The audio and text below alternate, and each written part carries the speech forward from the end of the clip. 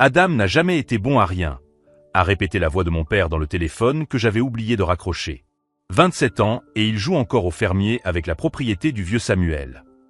J'étais assis sous le porche de la maison principale de la ferme, regardant le soleil couchant peindre les champs de maïs de doré, lorsque l'appel que j'avais passé à mes parents à Phoenix n'avait pas été correctement raccroché. Au moins, la terre vaut quelque chose, répondit ma mère avec ce ton amer que je connaissais si bien. 250 acres au cœur du Kentucky, ça doit facilement valoir 700 000 $. Quand on aura réussi à lui faire signer l'acte de transfert à notre nom. Mon estomac s'est noué. Je m'appelle Adam Walsh et, à 27 ans, je n'aurais jamais imaginé découvrir que mes propres parents complotaient pour me voler la ferme que mon grand-père m'avait laissée. La ferme Greenfield était la propriété de la famille Walsh depuis 3 générations. Mon grand-père Samuel l'avait construite de toutes pièces après son retour de la Seconde Guerre mondiale, transformant 250 acres de terre vierge en l'une des propriétés agricoles les plus respectées du comté de Franklin. Quand il est mort l'année dernière, il m'a tout laissé. La maison, les champs, le bétail, les machines et plus important encore, la confiance que je poursuivrais son héritage. Mes parents, Robert et Linda Walsh, ne se sont jamais intéressés à la ferme. Ils ont fui la campagne pour la grande ville dès leur mariage, poursuivant à Phoenix des rêves de richesse qui ne se sont jamais concrétisés. Papa a enchaîné les emplois dans le bâtiment, tandis que maman a travaillé dans des salons de beauté pendant des décennies. L'argent a toujours été rare, et il ne manquait jamais une occasion de me rappeler que chaque centime dépensé pour moi était un sacrifice. Si seulement tu avais terminé tes études, a poursuivi mon père au téléphone, la voix pleine de mépris. Mais non, il fallait que tu retournes dans cette maudite ferme. Maintenant, tu es là-bas à planter du maïs comme un paysan sans avenir. Le fait est qu'il nous fait confiance, a ajouté ma mère. Il a toujours eu besoin d'attention. Quelques compliments ici et là, quelques mots sur la tradition familiale, et il signera tout ce qu'on lui mettra sous le nez. Mes mains tremblaient tandis que je tenais le téléphone.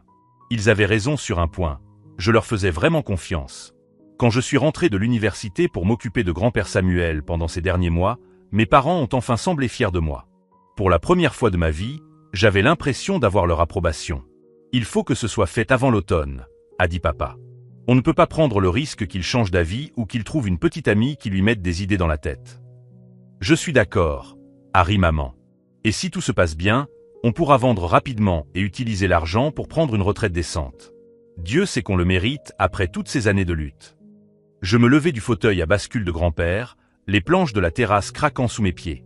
Les champs s'étendaient à perte de vue, le maïs ondulant doucement dans la brise nocturne, la grange rouge que j'avais peinte au printemps dernier, le corral où paissait tranquillement notre bétail Angus. Cette terre n'était pas seulement ma propriété, c'était mon âme. Le mieux dans tout ça, a poursuivi papa, c'est qu'Adam ne se doutera de rien. Il est trop bon pour son propre bien. Tant que nous serons là-bas à lui rendre visite et à lui faire la cour, il nous mangera dans la main. La communication a finalement été coupée. Je restais immobile, dans un silence absolu, seul le chant des grillons et le souffle du vent dans les champs environnants se faisant entendre. Pendant 27 ans, j'avais lutté pour obtenir leur approbation. J'avais travaillé à 2 emplois pendant mes études secondaires pour ne pas leur demander d'argent. J'avais obtenu une bourse partielle pour étudier l'administration rurale, même si je savais qu'ils considéraient cela comme une perte de temps. Je suis retourné à la maison pour m'occuper de mon grand-père quand il est tombé malade, même si je savais que cela signifiait abandonner un emploi prometteur à Louisville. Et maintenant, je découvrais que tout, chaque visite, chaque compliment, chaque moment de fierté parentale supposée, faisait partie d'un plan pour me voler. Ma première réaction a été la dévastation. La deuxième a été une colère froide et calculée que je n'avais jamais ressentie auparavant. Si vous aimez cette histoire, n'oubliez pas de vous abonner à la chaîne pour découvrir comment un plouc sans avenir était sur le point de leur donner une leçon qu'ils n'oublieraient jamais. Je me suis dirigé vers la maison, passant la porte moustiquaire qui grinçait comme d'habitude, et je me suis rendu directement dans le bureau de grand-père Samuel. Les murs étaient couverts de photos de la ferme au fil des ans, de certificats de prix pour le bétail et de l'acte de propriété original encadré fièrement au-dessus du bureau. Mais ce dont j'avais vraiment besoin se trouvait dans le tiroir verrouillé à droite. Lorsque je l'ouvris et vis les documents que mon grand-père m'avait laissés, un lent sourire se dessina sur mon visage. Mes parents pensaient connaître toutes les cartes que j'avais dans mon jeu.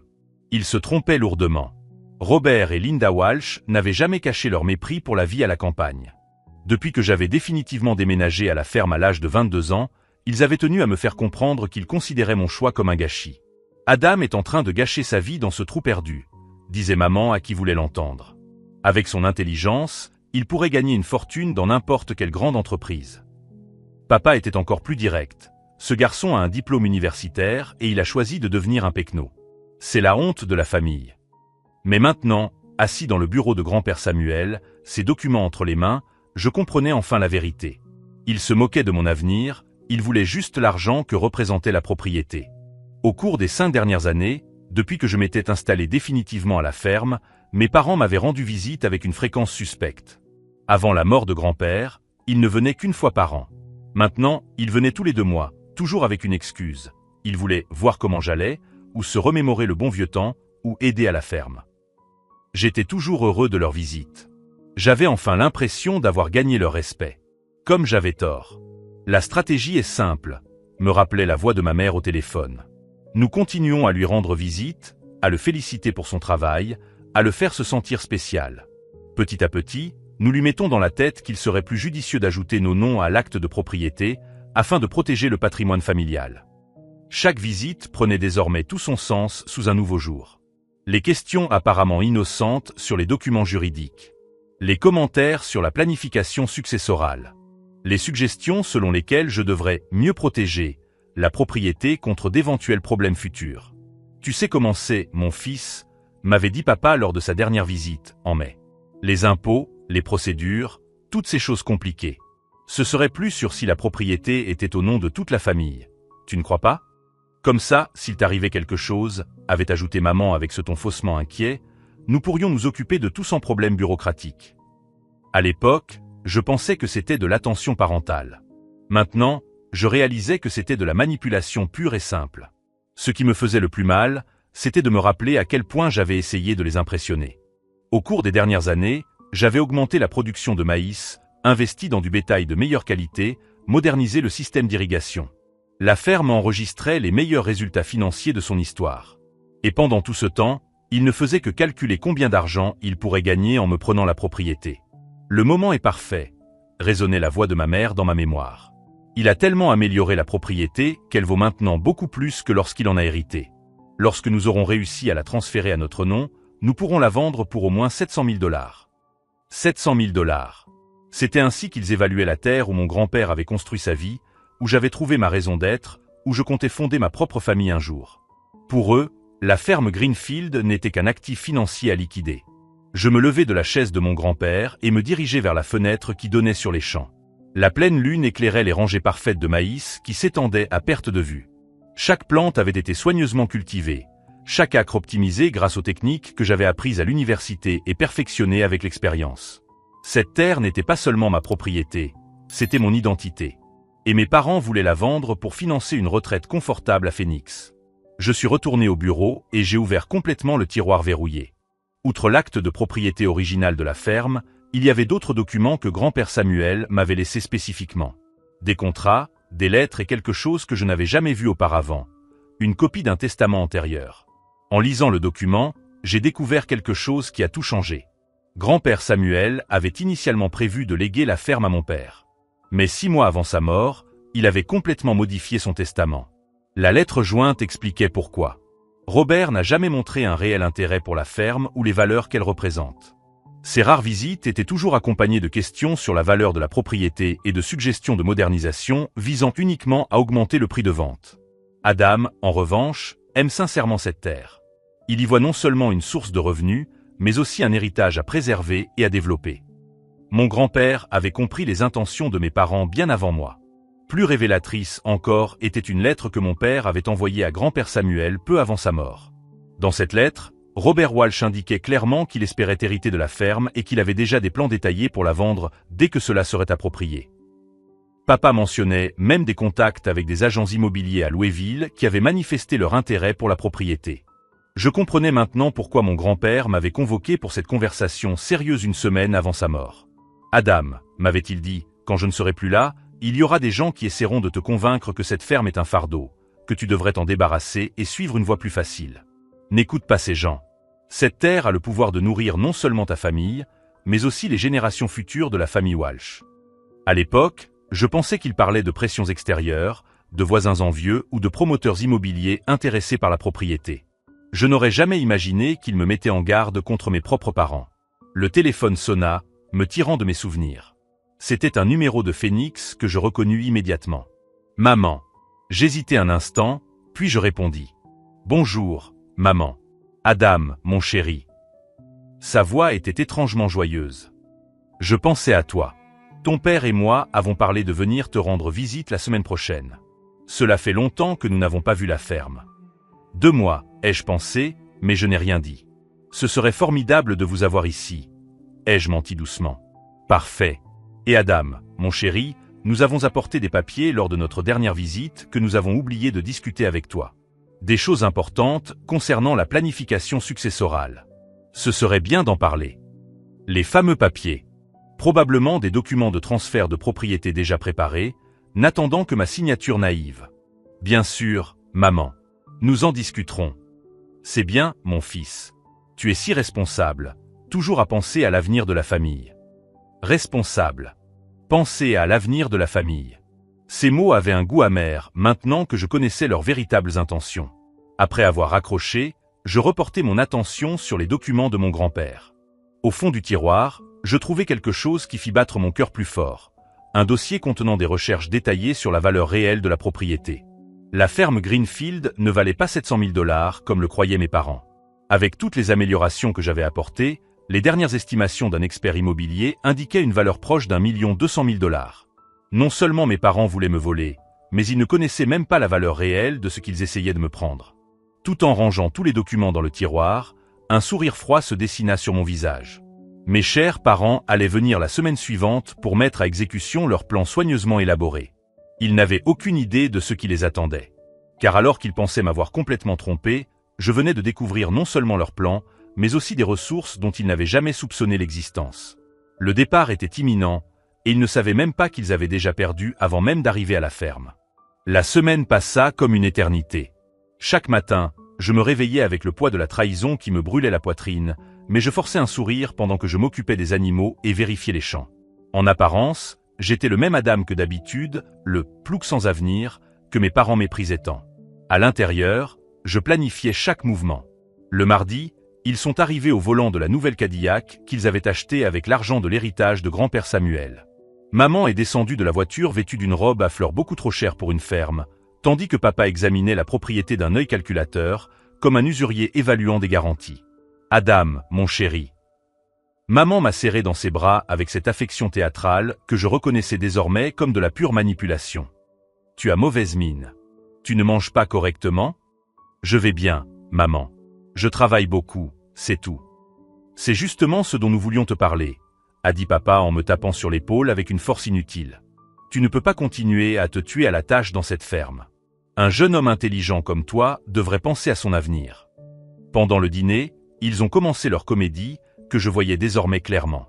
Compliments sur les améliorations apportées à la propriété, commentaires sur mon sens des responsabilités exemplaires, suggestions subtiles sur la planification successorale.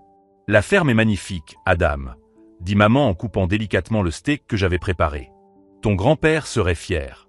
Mais je m'inquiète pour toi, tout seul ici, avec toutes ces responsabilités. Exactement, ajouta papa. Et s'il t'arrivait quelque chose? Les accidents sont fréquents dans les fermes. Il serait prudent d'avoir notre aide pour gérer tout cela. Ils apportèrent les papiers importants le mercredi.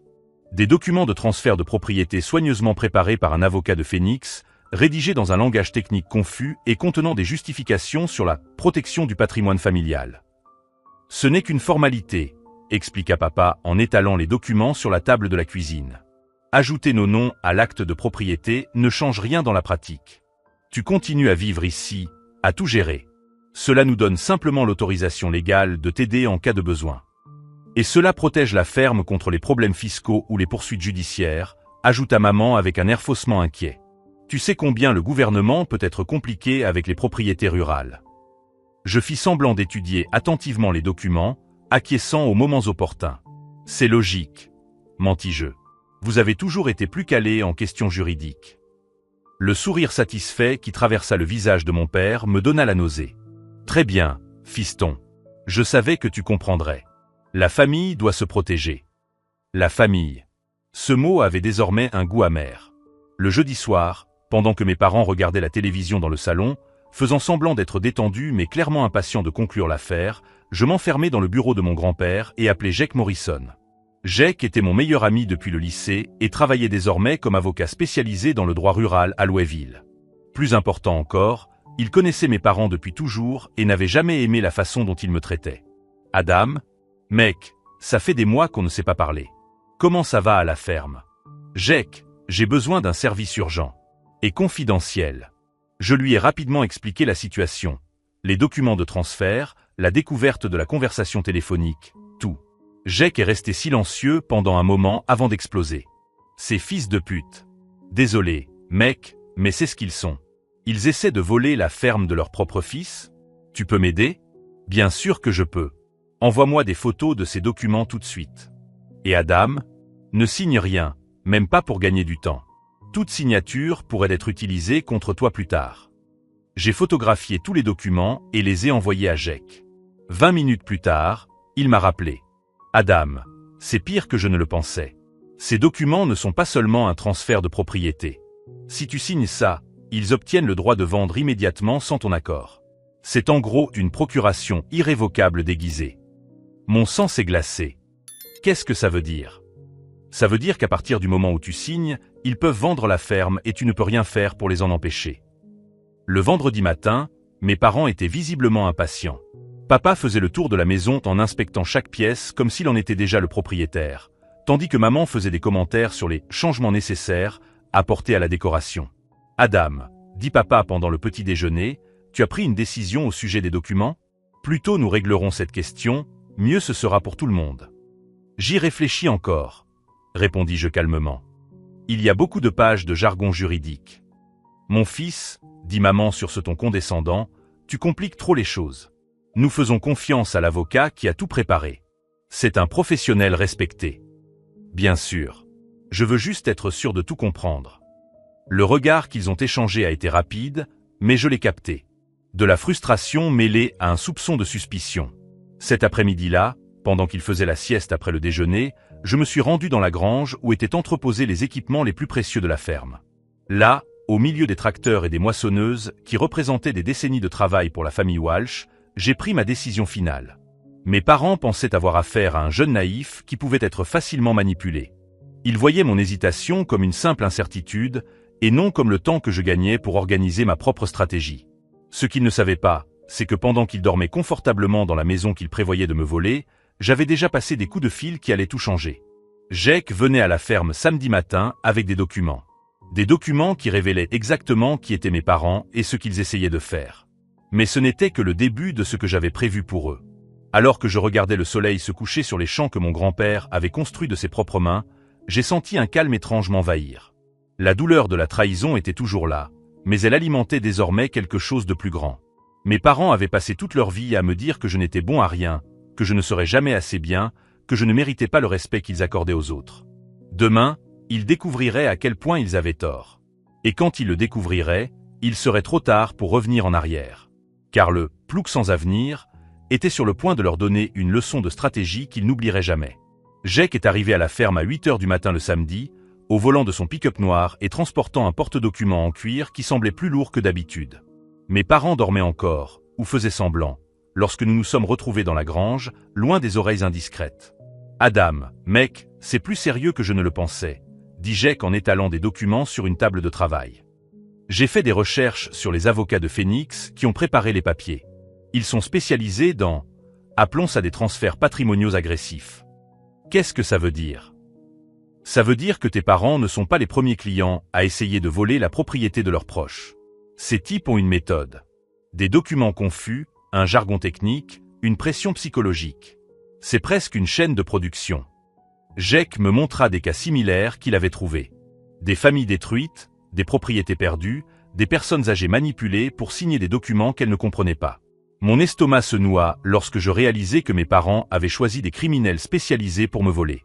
Mais voici la partie intéressante, a poursuivi Jake en sortant un rapport. J'ai obtenu une copie de leur historique financier grâce à des contacts dans le système bancaire. Tes parents sont ruinés, Adam. Complètement ruinés. Les feuilles de calcul révélaient une réalité choquante. Des cartes de crédit à leur limite maximale. Des prêts en souffrance. L'argent de l'héritage de grand-père Samuel avait été dilapidé en moins de 6 mois, non seulement dans une nouvelle Cadillac, mais aussi dans des investissements risqués qui avaient mal tourné. Ils doivent près de 200 000 $, expliqua Jake. Et d'après ce que je vois ici, certains créanciers ne sont pas vraiment patients. Tout s'expliquait désormais. L'urgence croissante des visites. L'insistance pour obtenir les documents. La tentative de vendre la ferme n'était pas seulement de la cupidité, c'était du désespoir. Jake, j'ai besoin que tu prépares quelque chose pour moi. J'ai passé l'heure suivante à expliquer mon plan. Jake a d'abord été hésitant, puis impressionné, et enfin enthousiasmé par l'élégance juridique de la stratégie. C'est brillant, a-t-il admis. Tout à fait légal, moralement justifiable, et ça va exposer exactement le genre de personnes qu'ils sont. Mais Adam, une fois qu'on aura commencé, il n'y aura plus de retour en arrière possible. Tu es sûr? J'ai regardé par la fenêtre de la grange vers la maison où mes parents dormaient, rêvant de l'argent qu'ils avaient volé. Absolument. Pendant que Jake préparait les documents officiels, j'ai organisé la deuxième partie du plan. J'ai appelé Patricia Chen, une journaliste d'investigation du Louisville Herald qui avait réalisé une série d'articles sur les escroqueries visant les propriétaires ruraux. Adam Walsh, je me souviens de vous pour vos interviews sur l'agriculture durable. Que puis-je faire pour vous? Patricia, j'ai un scoop qui pourrait vous intéresser. Il s'agit d'avocats spécialisés dans le vol de fermes familiales. Quand j'eus fini d'expliquer, elle resta silencieuse pendant un moment. Vous avez des documents, des preuves, des enregistrements, des contrats frauduleux, des relevés bancaires, tout. Et vous êtes prêt à rendre cela public? Pas seulement prêt, impatient. À 11 heures, mes parents sont enfin arrivés pour le petit déjeuner, visiblement irrités par la présence de Jake à la ferme. Papa était particulièrement tendu lorsque Jake s'est présenté comme avocat. « Je ne savais pas que tu avais engagé un avocat, Adam », a dit maman en esquissant un sourire. « J'espère que ce n'est pas pour quelque chose en rapport avec les documents que nous avons apportés. Ce sont de simples questions familiales. » En fait, répondit Jake poliment, Adam m'a demandé de relire les documents. En tant que son avocat, il est de mon devoir de m'assurer qu'il comprend parfaitement tout ce qu'il signe. Le regard que mon père lança à ma mère fut bref, mais chargé de panique. Il ne s'attendait pas à une telle résistance professionnelle. « bien sûr, dit papa. Même s'il n'est pas nécessaire de dépenser de l'argent pour un avocat pour des questions familiales. C'est justement pour la famille que j'ai engagé Jake, répondis-je calmement. Je veux m'assurer que je protège correctement l'héritage que grand-père Samuel m'a laissé. Pendant le déjeuner, la tension était palpable à table. Mes parents ont tenté à plusieurs reprises de convaincre Jake que ces documents étaient une simple formalité juridique, tandis qu'il posait des questions techniques auxquelles il ne pouvait répondre. « Avez-vous consulté Adam au sujet des termes de la procuration irrévocable » demanda Jake avec désinvolture. « Procuration irrévocable » ai-je répété en feignant la surprise. Je pensais que c'était juste pour ajouter vos noms à l'acte de propriété. « Eh bien, c'est compliqué » a balbutié papa. Des questions techniques que l'avocat a jugées nécessaires. « Intéressant » a murmuré Jake en prenant des notes. « Et qu'en est-il de l'autorisation de vente immédiate sans le consentement du propriétaire initial » Ma mère laissa tomber sa fourchette dans son assiette. « Autorisation de vente ? De quoi parlez-vous ? Tout est dans les documents que vous avez apportés, expliqua Jake patiemment. Page 14, paragraphe 3. Autorisation irrévocable de liquidation des actifs selon le jugement des avocats. Le silence qui suivit fut assourdissant. Cet après-midi-là, pendant que mes parents somnolaient nerveusement, Jake et moi avons finalisé les préparatifs. Il avait préparé des contre-documents qui exposaient tout le stratagème, Patricia était prête à publier l'enquête et j'avais classé chaque preuve par ordre chronologique. Mais l'élément le plus important du plan restait à venir. À 5 heures, j'ai frappé à la porte de la chambre de mes parents. « Papa, maman, on peut parler ?» J'ai pris une décision au sujet des documents. Ils sont venus dans le salon avec cette expression anxieuse de ceux qui sont sur le point de conclure une affaire très importante. Maman s'était même habillée spécialement pour l'occasion. « J'ai décidé de signer les papiers demain matin », ai-je annoncé. Jake m'a tout expliqué et je suis d'accord qu'il vaut mieux avoir une protection juridique pour la famille. Le soulagement sur leur visage était presque comique. Papa a souri plus sincèrement que je ne l'avais vu depuis des années. Excellente décision, mon fils. Tu ne le regretteras pas. Si vous avez suivi cette histoire de manipulation familiale, abonnez-vous à la chaîne, car demain, vous découvrirez comment un simple fermier a renversé la situation et donné à ses parents manipulateurs exactement ce qu'ils méritaient. Juste une chose, ai-je ajouté avec désinvolture. Jake a suggéré que, Pour rendre tout cela officiel et transparent, nous invitions quelques témoins à la signature. Des personnes respectées de la communauté qui peuvent attester que tout a été fait correctement. Des témoins ? Répéta ma mère, la voix légèrement plus forte. Bien sûr. Le juge à la retraite Morrison, le président de la banque locale, peut-être quelques voisins. Jake a dit que c'était la norme pour les transferts de propriété de cette ampleur. J'ai vu la panique commencer à se former dans leurs yeux, mais il était trop tard pour faire marche arrière. Le jeu avait commencé, et ils ne savaient pas encore qu'ils avaient déjà perdu. Car pendant qu'ils rêvaient de 700 000 $ faciles, j'organisais une présentation qui allait exposer non seulement leur plan, mais aussi tout le réseau de corruption dont ils s'étaient entourés. Et lorsque le soleil se lèverait dimanche, toute la communauté saurait exactement qui étaient vraiment Robert et Linda Walsh. Le dimanche est arrivé avec un ciel dégagé et une brise légère qui faisait danser le maïs dans les champs. À 9 h du matin, mes parents étaient prêts et impatients dans la cuisine, les documents organisés sur la table comme les cartes d'un jeu marqué. « À quelle heure arrivent les témoins ?» a demandé ma mère pour la 3e fois, ajustant nerveusement son collier de fausses perles. « À 10 h, répondis-je calmement en servant le café. Jake a dit qu'il était important que tout soit correctement documenté. La première voiture arriva à l'heure. Le juge à la retraite Morrison descendit de sa berline noire, suivi de Patricia Chen avec un appareil photo discret et du matériel d'enregistrement. Mes parents supposèrent qu'il s'agissait simplement d'un autre témoin respectable. « Bonjour », salua Patricia poliment. « Quelle belle propriété. Elle doit avoir une histoire intéressante. » 3 générations de la famille Walsh, répondit papa avec une fierté feinte. Nous ne faisons que formaliser des questions successorales aujourd'hui. Jake arriva quelques minutes plus tard, portant un dossier encore plus volumineux que le précédent. Ma mère fronça les sourcils en voyant la quantité de documents. Ça fait beaucoup de papier pour un simple transfert, a-t-elle commenté. Les questions patrimoniales ne sont jamais simples, a répondu Jake diplomatiquement. Surtout lorsqu'il s'agit de propriétés de cette envergure. Nous nous sommes réunis dans le salon, tous assis en cercle autour de la table basse en bois massif que mon grand-père avait fabriquée de ses propres mains. Mes parents se sont placés stratégiquement, les documents frauduleux déjà prêts à être signés. Avant de commencer, a annoncé Jake, j'aimerais que tout le monde comprenne exactement ce qui est proposé ici. Il ouvrit son porte-documents et en sortit des copies des documents que mes parents avaient apportés. Ces contrats ne sont pas des transferts de propriété standard. Ce sont des procurations irrévocables qui accordent le pouvoir de vendre immédiatement. Le sourire confiant de mon père vacilla légèrement. « Jake, dit papa en forçant un rire, tu compliques trop les choses. Ce sont des documents familiaux courants. » En fait, a poursuivi Jake méthodiquement, ces documents ont été préparés par un cabinet spécialisé dans les appropriations patrimoniales agressives.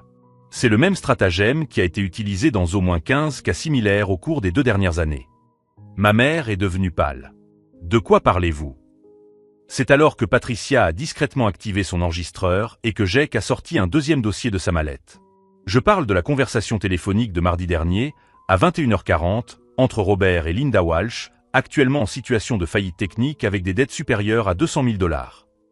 Le silence qui suivit fut assourdissant. « Adam, dit papa lentement, que se passe-t-il ici ?»« Ce qui se passe, répondis-je calmement, c'est que vous allez enfin assumer les conséquences d'avoir tenté de voler la ferme de votre propre fils. » Jake appuya sur « Play » sur un enregistreur numérique. La voix de mon père résonna dans la pièce. Adam n'a jamais été bon à rien. 27 ans et il joue encore au fermier avec la propriété du vieux Samuel. Ma mère a essayé de se lever, mais ses jambes ont lâché. Tu nous as enregistrés ? Vous vous êtes enregistré vous-même. Ai-je corrigé ? Je n'ai simplement pas raccroché quand j'ai découvert qui vous étiez vraiment. L'enregistrement continua, exposant chaque détail cruel de leur plan. La manipulation psychologique. L'exploitation de mon besoin d'approbation. Le mépris absolu qu'ils ressentaient pour moi. Au moins, la terre vaut quelque chose. 250 acres au cœur du Kentucky, ça doit valoir facilement 700 000 $. 700 000, répétai-je. Vous n'avez même pas pris la peine d'évaluer correctement ce que vous essayez de voler. Cette propriété vaut 1 200 000 $. Le juge Morrison secoua la tête avec dégoût. En 40 ans de carrière, j'ai rarement vu une manipulation familiale aussi calculée. C'est un malentendu, balbutia papa. Nous étions justes. Vous aviez l'intention de me manipuler pour que je signe des documents frauduleux qui vous auraient privé de l'héritage de mon grand-père, l'interrompis-je. Et une fois que vous auriez obtenu ce que vous vouliez, Vous aviez l'intention de vendre immédiatement pour rembourser vos dettes de jeu et vos investissements ratés. Patricia prenait des notes méticuleuses. Monsieur Walsh, Madame Walsh, souhaitez-vous commenter ces accusations? Ma mère se mit à pleurer. Pas les larmes manipulatrices que je connaissais, mais de véritables sanglots de quelqu'un qui se rend compte qu'il a été complètement démasqué. Adam, tu ne comprends pas, tenta-t-elle. Nous sommes désespérés. Nous avons tout perdu. Nous avons besoin de ton aide. Vous aviez besoin de mon aide. Ai-je corrigé? Si vous étiez venu me voir honnêtement, m'aviez expliqué votre situation financière, m'aviez demandé un prêt ou même proposé un partenariat légitime pour la ferme, j'aurais réfléchi. Mais vous avez choisi de mentir, de manipuler et d'essayer de me voler. Jake sortit un autre document du dossier. Voici le rapport financier complet des Walsh. Des dettes auprès d'usuriers à Las Vegas. Des prêts à des taux d'intérêt abusifs. Des cartes de crédit d'entreprise utilisées à mauvais escient. La propriété d'Adam n'était pas seulement un prix, c'était leur seule chance d'éviter des poursuites pénales. Papa a fini par exploser. Nous sommes tes parents. Tu nous dois le respect. Vous étiez mes parents, ai-je répondu en me levant. Mais les vrais parents ne traitent pas leur enfant de fardeau. Ils ne complotent pas pour lui voler son héritage. Ils n'utilisent pas l'amour comme un outil de manipulation. Je me suis dirigé vers la fenêtre qui donnait sur les champs dorés de mon grand-père. Vous avez passé toute votre vie à me dire que je n'étais bonne à rien, que je ne serais jamais à la hauteur, que votre approbation était quelque chose que je devais gagner par la soumission et le sacrifice. Quand je me suis retourné vers eux, ma voix était ferme comme l'acier. Eh bien, le plouc sans avenir a appris quelques leçons que vous ne vous attendiez pas à ce que j'apprenne. J'ai sorti un dernier dossier du bureau de mon grand-père. Des contrats de travail à Louisville. Des offres de partenariat dans 2 autres fermes. Des propositions de conseils agricoles pour tout l'État. Il s'avère que mon travail ici a attiré l'attention de personnes qui comprennent vraiment la valeur de l'agriculture moderne. L'incrédulité sur leur visage était presque comique. Mais j'ai refusé toutes les offres, ai-je poursuivi. Parce que j'ai enfin compris ce que grand-père Samuel essayait de m'enseigner. Cette terre n'est pas seulement une propriété, c'est un héritage. Et les héritages ne se vendent pas pour financer une retraite à Phoenix. Patricia a éteint son magnétophone. Messieurs Walsh, avez-vous une déclaration à faire pour l'article qui sera publié demain dans le Louisville Herald? C'est alors qu'ils ont enfin compris que Patricia n'était pas un témoin fortuit, mais une journaliste d'investigation. Le fait que leur tentative de coup d'État ait non seulement échoué, mais allait être exposée au grand jour, a laissé mon père dans un état de choc total. « Adam, murmura-t-il, qu'as-tu fait ?» Je souris pour la première fois depuis des jours, un sourire sincère, libéré du poids d'une vie entière passée à essayer de gagner un amour qui aurait dû être inconditionnel. J'ai fait exactement ce que vous m'avez appris à faire. J'ai protégé mes intérêts. La différence, c'est que je l'ai fait honnêtement. Mais la plus grande surprise était encore à venir. Car tandis que mes parents digéraient l'ampleur de leur humiliation publique imminente, j'avais encore une dernière révélation qui allait tout changer à jamais. « Adam, murmura ma mère, la voix brisée, s'il te plaît. Nous sommes tes parents. » « Vous avez été mes parents, répondis-je calmement. Mais les vrais parents ne complotent pas pour voler leur fils. Jake sortit un dernier document du dossier. M et Madame Walsh, outre l'exposition publique qui aura lieu demain, il y a des conséquences juridiques immédiates. La tentative de fraude patrimoniale est un crime fédéral. Mon père devint livide. Adam, tu ne peux pas être sérieux. Je suis tout à fait sérieux. Vous avez engagé des criminels spécialisés pour me voler. Vous pensiez que j'étais trop faible pour me défendre. Vous vous êtes trompé. Patricia ferma son ordinateur. L'article sera publié demain sous le titre « Des avocats de Phoenix spécialisés dans les escroqueries patrimoniales démasqués par un fermier du Kentucky ». Vos noms apparaîtront comme clients confirmés. La prise de conscience du scandale public a plongé ma mère dans une panique totale. Notre réputation, nos voisins, comment allons-nous expliquer cela ? De la même manière que vous auriez expliqué ma stupidité si l'arnaque avait fonctionné, ai-je répondu. Avec des mensonges. Jake se leva et rangea les documents. Messieurs Walsh, je vous suggère de prendre immédiatement un avocat. Les créanciers à qui vous devez de l'argent ne sont pas connus pour leur patience, et lorsqu'ils apprendront que vous n'avez pas réussi à obtenir les fonds escomptés. Papa tenta un dernier coup désespéré. Adam, nous sommes une famille. Nous pouvons régler cela en interne. La famille, répétai-je lentement. Vous avez utilisé ce mot pour me manipuler pendant des années. Mais la vraie famille ne fonctionne pas ainsi.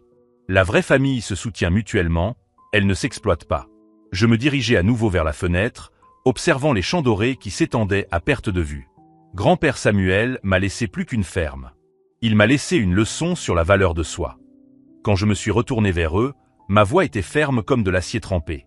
Si vous étiez venu me voir honnêtement, m'aviez expliqué votre situation financière et m'aviez demandé de l'aide comme une vraie famille, j'aurais trouvé une solution. Mais vous avez choisi le mensonge, la manipulation et le vol. J'ai sorti une enveloppe du bureau de grand-père. Voici un chèque de 5 000 $. Assez pour payer le carburant pour retourner à Phoenix et commencer à rembourser vos dettes. Ma mère regarda le chèque, les larmes aux yeux. Adam, c'est la dernière aide que vous recevrez de moi. Après cela, vous devrez assumer les conséquences de vos propres choix. Papa prit le chèque, les mains tremblantes.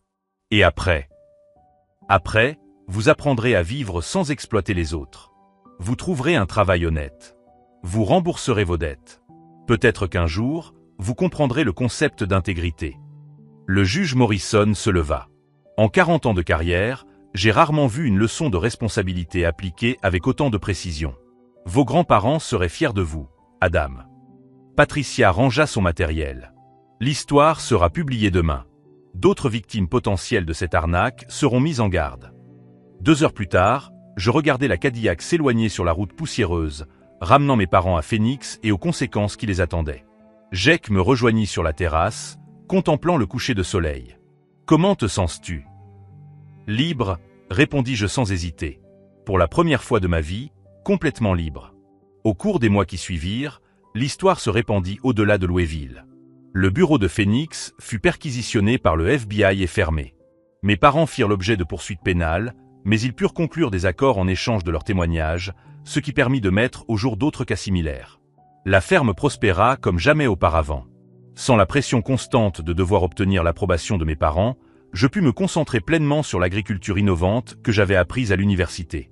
Je mis en œuvre des techniques durables qui augmentèrent la productivité de 40%. Plus important encore, j'ai commencé à construire des relations basées sur le respect mutuel et non sur la manipulation. J'ai rencontré Sarah, une vétérinaire locale qui admirait mon dévouement à la terre. Notre première rencontre a eu lieu à la foire agricole du comté, où elle a sincèrement complimenté mon travail avec le bétail. « Vous aimez vraiment ce que vous faites ?»